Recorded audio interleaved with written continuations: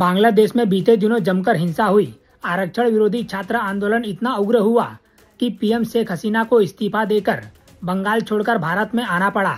इसके बाद भी हिंसा की तमाम घटनाओं में 150 के करीब लोगों की जान गई। क्या ऐसा भारत में भी निकट भविष्य में हो सकता है? न्यूज एजेंसी पीटीआई की खबर के मुताबिक कांग्रेस नेता और पूर्व केंद्रीय मंत्री सलमान खुर्शीद का कहना है कि भारत में भले ही सतह पर सब कुछ सामान्य लग रहा हो, लेकिन यहाँ भी वैसा ही हो सकता है जैसा बांग्लादेश में हो रहा है। सलमान खुर्शीद ने ये बात मंगलवार को दिल्ली में एक किताब के विमोचन पर कही। बंगाल जैसा भारत में हो सकता है का बयान देकर कांग्रेस और उसके नेता सलमान खुर्शीद बीजेपी के निशाने पर आ गए हैं। बीजेपी ने इस बयान पर कांग्रेस को भी घेरा है और पूछा है कि क्या वो सलमान खुर्शीद पर कार्रवाई करेगी।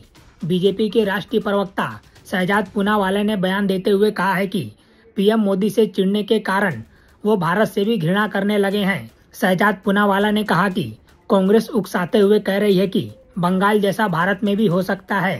शहजाद पूनावाला ने सवाल पूछा है कि क्या कांग्रेस चाहती है कि भारत में भी हिंदुओं पर हमला हो। सलमान खुर्शीद पर निशाना साधते हुए बीजेपी प्रवक्ता ने कहा, उनका परिवार पहले ही एक वोट जिहाद की बात कर चुका है और क्या आप सही में हिंसा चाहते हैं।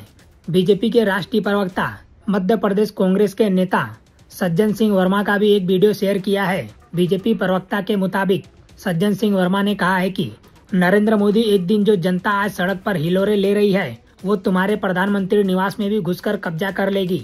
शहजाद पूनावाला ने आरोप लगाया है कि ये उकसावे वाली बात है और पूछा है कि क्या कांग्रेस के लोग भारत में हिंसा और खून खराबा चाहते हैं। बीजेपी को कांग्रेस पर निशाना साधने का मौका सलमान खुर्शीद के बयान से भी मिल गया है। सलमान खुर्शीद ने मंगलवार को एक किताब के विमोचन में कहा था कि भले ही कश्मीर में सब कुछ सामान्य लग रहा हो, भले ही देश में सब कुछ सामान्य दिख रहा हो, लेकिन यहाँ भी बांग्लादेश जैसा हो सकता है। सलमान खुर्शीद को गांधी परिवार का बहुत करीबी माना जाता है। वो दिल्ली के बटला हाउस एनकाउंटर के बाद ये कहकर भी विवादों में आए थे कि घटना के बारे में जानकर सोनिया गांधी की आंखों से आंसू निकल आए थे। बांग्लादेश की बात करें तो शेख हसीना जनवरी 2023 में आम चुनाव को 2/3 वोट से जीती थी। वो चौथी बार बांग्लादेश की पीएम बनी थी। उन पर भी चुनाव में धांधली का वैसा ही आरोप लगाया गया जैसा कि मोदी सरकार पर विपक्षी दल और कुछ संगठन लगाते हैं। जून में जब आरक्षण के मसले पर हाई कोर्ट का फैसला आया तब शेख हसीना की सरकार के खिलाफ छात्रों ने आंदोलन शुरू कर दिया। इस आंदोलन के दौरान बांग्लादेश में जुलाई के महीने में जमकर हिंसा हुई जिसमें 200 के करीब लोग मारे गए।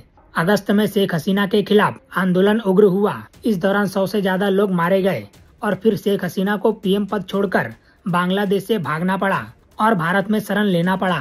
फिलहाल इस खबर में इतना ही। बाकी अपडेट के लिए बने रहिए लाइव टीवी न्यूज के साथ।